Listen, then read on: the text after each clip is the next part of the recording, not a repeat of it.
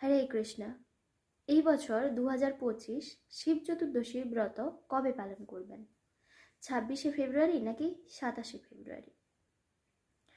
তো এই ভিডিওর লাস্টে আমরা সময়সূচি দিয়ে দেব যে 26শে ফেব্রুয়ারি কখন থেকে এই শিব চতুর্দশীর ব্রত শুরু হয়েছে এবং সমাপ্তির সময়সূচিও দিয়ে দেব। তো অনেকেই এই শিব চতুর্দশীর ব্রত 26শে ফেব্রুয়ারি পালন করবে, আবার অনেকে 27শে ফেব্রুয়ারি পালন করবে। যারা শিবের ভক্ত শৈবগণ রয়েছে তারা 4 প্রহরের পুজো করবে, তো তার জন্য তারা 26শে ফেব্রুয়ারি এই শিব চতুর্দশীর ব্রত পালন করবে। আর যারা কৃষ্ণ ভক্ত রয়েছে তারা 27শে ফেব্রুয়ারি এই শিব চতুর্দশীর ব্রত পালন করবে। দুপুর পর্যন্ত উপবাস করার পর কৃষ্ণপ্রসাদ গ্রহণ করে এই শিব চতুর্দশীর ব্রত পালন করবে। আমাদের যে দ্বাদশ মহাজন রয়েছে তেনার মধ্যে শিবজি হলেন একজন। শিবজি সর্বদা ভগবান শ্রীকৃষ্ণের নাম জপ করে চলছে।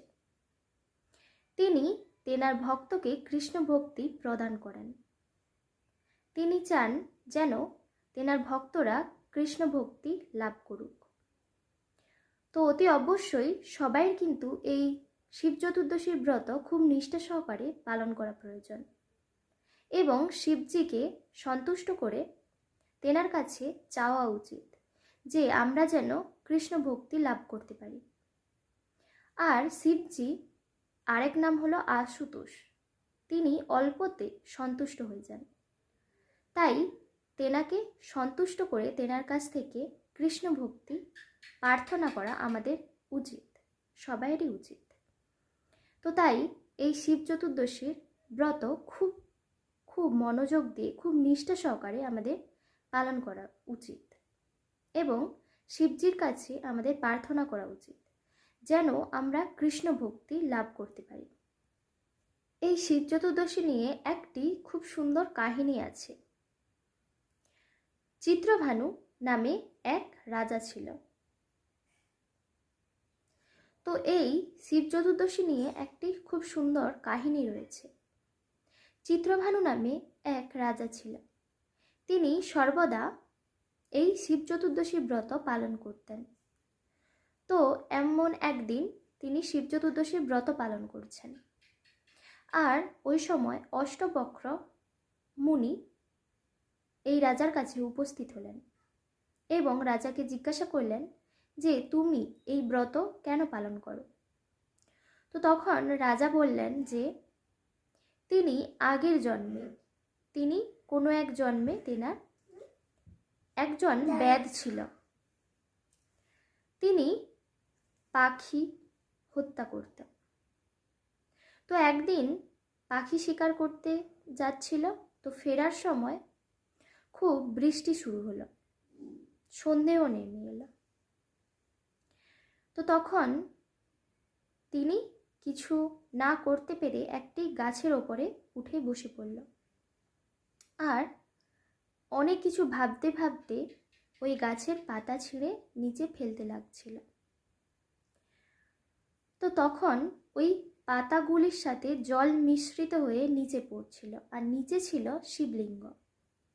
আর ওই দিন ছিল এই শিব চতুর্দশী, আর ওই গাছটি ছিল বেলগাছ। তো ওই বেলগাছের পাতাগুলি তিনি যে ছিঁড়েছিলেন ওই পাতার সাথে বৃষ্টির জল মিশ্রিত হয়ে শিবলিঙ্গের ওপর পড়েছিল। আর শিবজির আরেক নাম আশুতোষ, তিনি অল্পতেই সন্তুষ্ট হয়।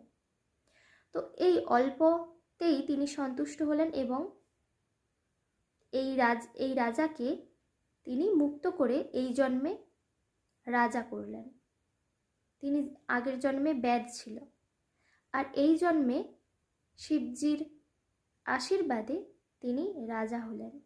তো আমাদের সবাইয়েরই তাই এই শিব চতুর্দশীর ব্রত পালন করা উচিত, তবে এই মনোভাব নিয়ে নয় যে ধন সম্পত্তি পাওয়ার আশায় কখনোই উচিত নয়।